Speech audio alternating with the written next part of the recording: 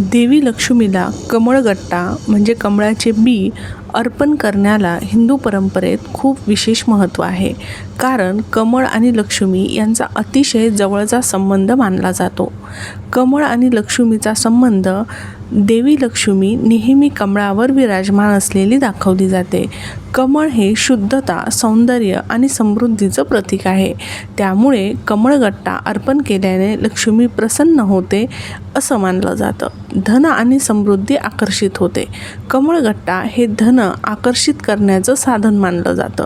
पूजा करताना हे अर्पण केल्याने घरात आर्थिक स्थिरता आणि भरभराट येते अशी श्रद्धा आहे.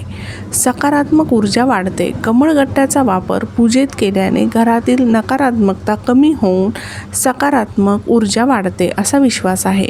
विशेष दिवसांवर अधिक प्रभावी हे विशेषतः अक्षय तृतीया, दिवाळी, शुक्रवार यासारख्या दिवशी अर्पण केल्यास अधिक शुभ मानलं जातं.